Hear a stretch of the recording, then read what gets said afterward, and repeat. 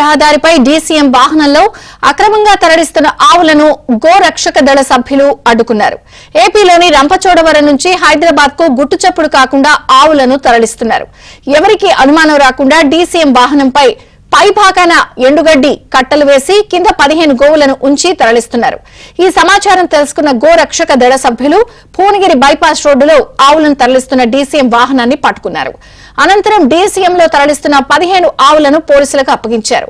ఆవులను అక్రమంగా తరలిస్తున్న అక్రమార్కులపై కఠిన చర్యలు తీసుకోవాలని గోరక్షక దళ సభ్యులు కోరారు.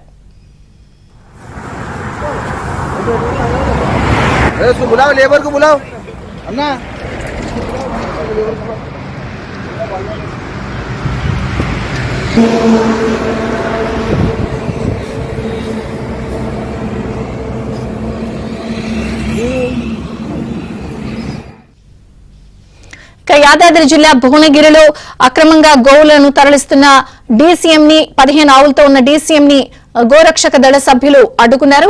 పూర్తి వివరాలు రవి అందిస్తారు. రవి, విజయచంద్రగా ఇటీవల తరచుగా గృహ అక్రమ రవాణా అయితే తరచుగా జరుగుతుంది. ఉమ్మడి నల్గొండ జిల్లాలోని హైదరాబాద్ విజయవాడ 65 జాతీయ రహదారితో పాటు వరంగల్ హైవే పైన కూడా గోవులను పట్టుకున్న సందర్భాలు అయితే అనేక చూసాం. తాజాగా రంపచోడవరం నుంచి హైదరాబాద్ కు అక్రమంగా తరలిస్తున్నటువంటి 15 గోవులతో ఉన్నటువంటి డీసీఎం అయితే గోరక్షక దళ సభ్యులు అడ్డుకున్నారు. పట్టుకొని వాటిని జియాగూడ గోశాలకైతే తరలించినట్టుగా మనకైతే సమాచారం ఉంటుంది. గతంలో కూడా హైదరాబాద్ విజయవాడ 65వ జాతీయ రహదారిపై కొబ్బరిబొండల ఆటోలో కొబ్బరిబొండలు పైన వేస్తూ కింద ఆవులను కూడా తరలించారు. అదేవిధంగా అరటి గిల్లల మధ్య కూడా తరలించారు. ఇటీవల తరచుగా పోలీసులు చెక్ పోస్టులు టోల్ ప్లాజాల వద్ద కూడా చెక్ పోస్టులు కూడా ఏర్పాటు చేసి తనిఖీలు నిర్వహిస్తున్నారు. అయితే పోలీసుల కళ్ళు కప్పి ఆ గోవులను ఎలాగైనా సరే హైదరాబాద్ కు తరలించేందుకైతే పలు రకాల మార్గాలను ఎంచుకుంటూ కూడా అక్రమ రవాణా సాగిస్తున్నారు. ఈ నెల 7వ తేదీన బక్రీద్ నేపథ్యంలో పెద్ద ఎత్తున హైదరాబాద్ కు ఏపీ పలు ప్రాంతాల నుంచి హైదరాబాద్ కు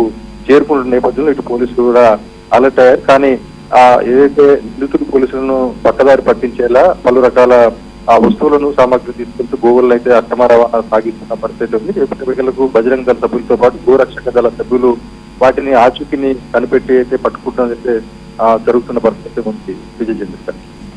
థ్యాంక్ యూ రవి.